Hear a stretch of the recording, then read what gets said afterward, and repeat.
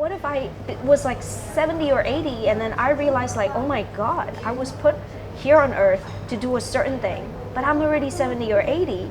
I don't have the strength. Maybe your mind wants to do that, but we all, I don't want to reach that point.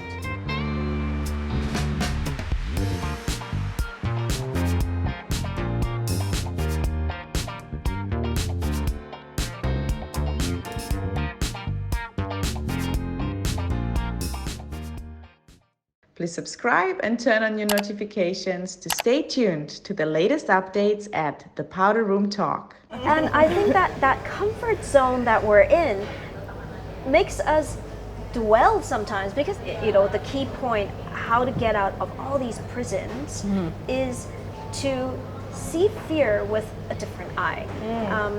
So there is this quote by Jason Sobel that basically says like, fear is a tomb that seeks to bury you alive and robs you of your potential and purpose. And I think like just now when I was saying that those two prisons is very dangerous because both fear of people's opinion and fear and the prison of comfort zone makes us really stuck or we just, it's like stale bread. You just stay there because it's so comfortable, even though you shouldn't be in that comfort zone, but the challenges, the fear of the challenge was just too much for you to, or you think inside your mind that it's too much for you to take.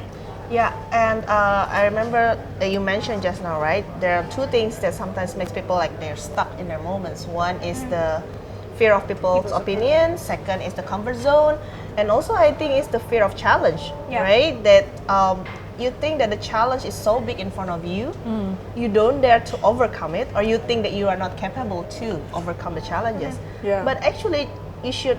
For me, challenge could make you better. Preach it to me. Yes. Challenge could make you better. Yes. And sometimes we should be grateful for the challenges that we had in our lives, because it's really going to make you grow. Without challenges, your life will be stable or without growth. No change. No changes, right? Like Just what I was stale. saying, stale bread, it's still bread. Yeah. It's good, but if you stay stuck there for too long, you Not lose your going anywhere, function. I feel like it's a bit like, imagine your life as a flying vehicle. Like let's say you can, like you can fly in your life like a paper plane, like it flies slowly and it drifts over the field and lands somewhere, and you're in motion slowly, and it's a nice comfortable flight, right? But if you actually have the purpose to, you could actually have the potential to be a rocket ship and reach the moon, then it will take a lot more effort and challenges and failures to actually build that rocket ship. It's easy to build a paper plane, but it's very hard to build a rocket ship, and it takes like several tests and tests and tests for all the little details, and then there will be a failure, and then there will be 40 failures and 100 failures, and after all the failures are worked on and like the challenges are overcome, you're ready to fly to the moon, right? And for me, I think it was like 1 year ago, like before the whole COVID thing happened, there was something that came to me, and I'm like, like I have to face those challenges and those difficulties, and I have to not stay in my comfort zone, because life will be nice. It's not bad to be a paper plane. But if I have the potential to be a rocket ship, I would be so sad coming to the end of my life thinking, what if, and what could have been, and what kind of impact could I have had on the world, and I didn't have it. It makes me think of this song that I really liked, that I heard for the first time when I was 19 and I was in college. So it's by this female British rapper. She's called Miss Dynamite, and the title of her song is called Get Up, Stand Up. And there's this little part inside her chorus that actually says like, nothing's worse than potential that is hidden. Don't could've, should've, would've, too late, I didn't.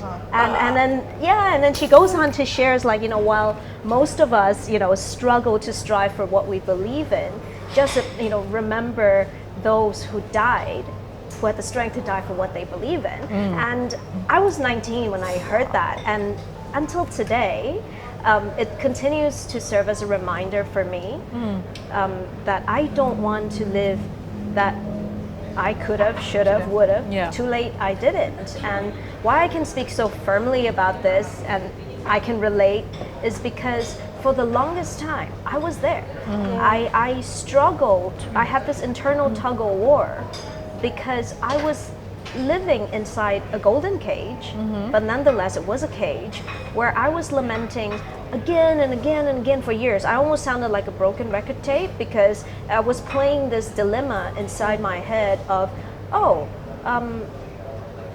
would I be deemed unfilial? You know, if I stop taking an operational role in the family business. Being experienced and being able to do something well doesn't mean that that is what I was called for and that is my hidden potential and that is my potential and purpose to be here. And one day it just, you know, after, you know, I only recently, when now that I'm in this phase, I started really being open about, you know, that time in the past when I was working, I never liked my job. You know, it was never anything I was passionate about. It was something I did purely out of obligation, and I guess respect and love for my parents. But it was, when it stopped resonating with me, it was that tug of war. Was it a comfort zone? It was a perfect comfort zone. Even though it was so much work. Yeah, it was so much work. I really hated my job, but for a lot of people, to walk out of a safe zone, a guaranteed safe zone, seemed, I don't enjoy it, but I could dwell here because it's safe, quote unquote safe. But I think I would have not been able to be in this state of mind and where I am as of right now if I stayed and I didn't overcome that tug of war dilemma inside of me. I would have never been able to move forward. I would be holding on and you know, holding on so tightly because, you know, there was that two prisons. It was that, okay, would everybody think that it wasn't so much about how people would judge me. It was more about, I was concerned how people would judge my parents because they would have thought like, oh, you must have not taught your children well because they're so unfilial. They would just not run your business, and basically those quiet conversations were there. Like, you know, I'm so glad that I actually took the challenge, because if I didn't, my life would have no change. My life would have had no growth that meant something for me. Yeah. What gave you actually the strength to face the challenge and to get out of that season, you know, against all those opinions of business partners, family that you could disappoint? I think conviction that, you know, it's that, like I said, that quote, right? Like I didn't want to be that person where I finish my life and be like, oh, I could have, should have, but I didn't. I think I kind of also see it in such a way where I think we're all here for such a limited time, and in that limited time, I believe we're all unique, and it's very important that we don't live our lives based on what someone else thinks we should, even if those intentions are good. And that was one very critical life lessons that I learned. And the second one, and when I was making those decisions, was another realization I had was, whatever circumstances that we are at up to that point in time were based on our knowledge, our understanding, our maturity up to that point in time. And during that point in time, that served me well. That was the right thing to do. Despite not liking and not being passionate about what I do, I gained a lot of valuable experience, and it allowed me to basically be able to pretty much transition to anything. I was more ready. Like, when I love what Affi was sharing, like, this is probably your third time on a new entrepreneurial endeavor. We might not know exactly everything, but because we we moved forward and stepped out, but whatever was in the past actually gave us experience and to start again, but this time we're not starting from nothing. Yeah. We're starting from experience. True, and true. having that having known that I don't want to live my life with regrets, I was very convicted that I don't want to come onto earth and just be pure wasted space by just staying in my comfort zone and just dwelling in something that is safe. What if I was like 70 or 80 and then I realized like, oh my God, I was put here on earth to do a certain thing, but I'm already 70 or 80. I don't have the strength. Maybe your mind wants to do that, but we all, I don't want to reach that point. And I think conviction is very important. But I think it comes to the questions that a lot of people will ask is, then when do you know you have to quit? That's a good one. And when do you know that you have to let go? Because for JJ, the realization came maybe, I don't know, after 15 years. Yeah. That's why I said the could have, would relate. have, Yeah. should have. Yeah. But a lot of people know when to stop, but they do not know when to quit. For me, I don't know. I'm quite a simple person in a way, but I agree with what JJ said. Except when it comes to makeup. It's very complicated. But for a lot of Look at the result. for a lot of things, I'm quite simple because also I am a person who was driven a lot with passion, and I'm quite easy. Not I'm saying easy to move on, but in a way I'm easy to take new challenges because I'm easily get bored. Yeah. But quitting is different. It's not about I'm getting bored and I quit. Yeah. No, it's different. It's more like, how do I know when I have to quit this season of life and move to another thing? I agree with what JJ said. It's the conviction. Yeah. It's the conviction, and sometimes you need to be aware of your environment and yourself to know, again, it doesn't serve my purpose anymore in my life. And a lot of people do not want to let go. I remember a story about a monkey. I always tell this story to people when they do not want to let go. When they want to catch a monkey, they give them peanuts. Yeah. So the monkey will hold the peanuts, and then they put a cage. Also, they put the peanut in the cage. In the cage. They put the peanut in the cage. Okay. So he will hold the peanuts, then he couldn't get out from the cage. Because you have to grab it like this. So you can get out. Also, the hand. How they Yeah, the trap hand. monkey. Yes. The that's hand how they can trap. get in, but Cannot as soon get as out. he closes it, it cannot get out. And he didn't want to let go. Yeah. He wants the peanuts. But it trapped him. Yes. So it's sometimes like life. You know that you should let go. Yeah. but You can do be not free want when to. you let go. You can be free when you let Yeah. go. But you do not want to, even Yeah. though you know how bad it is. Yeah. And a You lot hold of on people... to peanut. Yes, a lot of people holding on to that peanuts in their life because they think it was good for them, it was comfortable for them, Yeah. but it doesn't serve their purpose. Like you said, to be a rocket plane, you have to let go of being Yeah. just a paper plane. Yeah.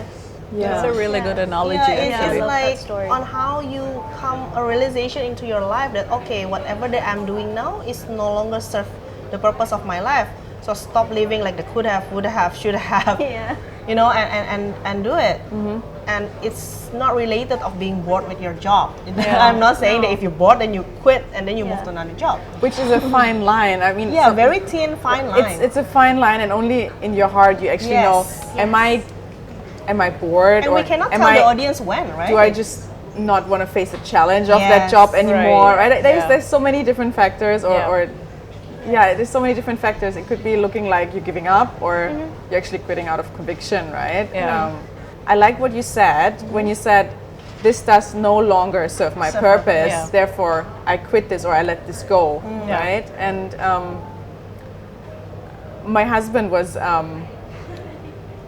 there was like the last season. In the last season, my husband had a really good job, and it was like his comfort zone job, and he did it so well. It was an amazing job. And I was really surprised how one day he came to me and he said, I'm gonna stop doing this.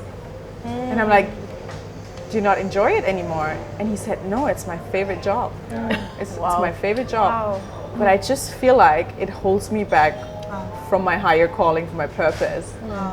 And I was really, I was really surprised.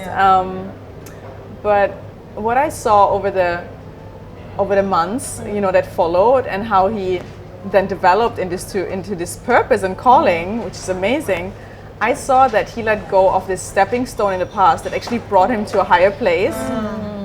And he stopped glorifying it. He stopped glorifying it as the thing that brings him higher. Right. And he actually let go of it, because sometimes there are things that help us go into a season, and they actually helped us get there. But if we don't let go of them, they become like an extra burden on our shoulders, or they hold us back from stepping into the new thing. It might be good, but is it really the great thing of the new season, you know? Like very often when people are talking like, oh, who are you, or whatever, they would be like, you know, when they share certain stories, I notice people tend to share more about their victories and those stepping stones. But for me, I actually think when I immediately be able to identify who are the really strong people in my life is that when they start sharing stories, they, with so much, how would I call it? In a way, I wouldn't say they're proud of it, but they are kind of like, they feel joy in the failures or in being able to, like you said, oh, I used to have the stepping stone, I let that drop, and then I tried this new thing. It didn't quite work. I failed, and but then from that I learned another thing, and here I am.